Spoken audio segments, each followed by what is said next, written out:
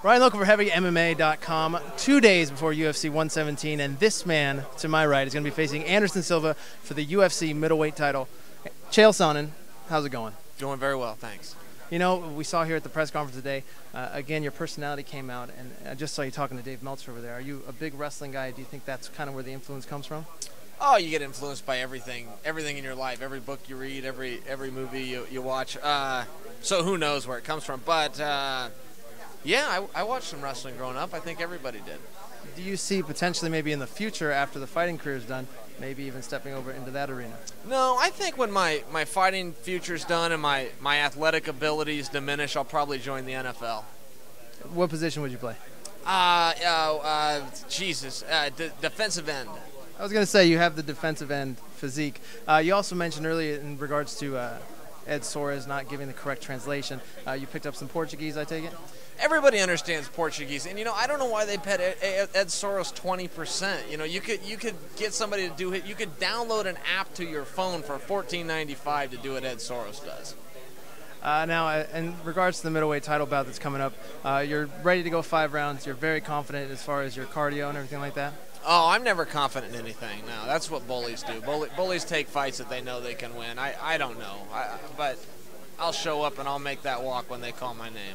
Now, you mentioned the respect factor. That's something that comes in the street. So what is it that you offer?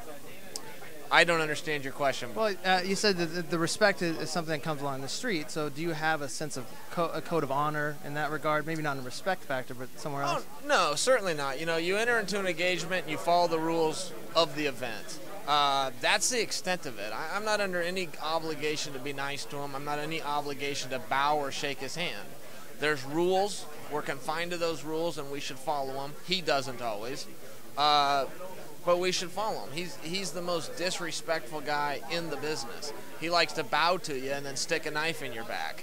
And that's fine with me. That's within the rules. He can certainly be as fraudulent as he wants to. I'm just as big of a jerk.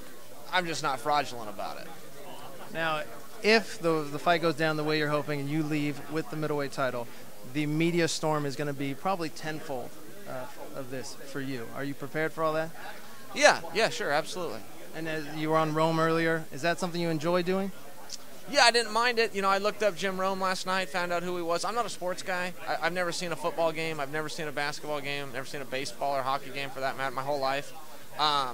So I don't know sports. But sure, yeah, I'm in the attention business. I'm in the promotion business, and that's just the truth. So all exposure is good exposure for me. And one last thing, speaking of attention, the whole Lance Armstrong thing, you said you spoke to Lance, everything's cool, so we can just get it out there. There's no beef whatsoever between you two. Oh, Lance and I are friends. I just got off the phone with him. Yeah, I don't even know for sure what you're referring to.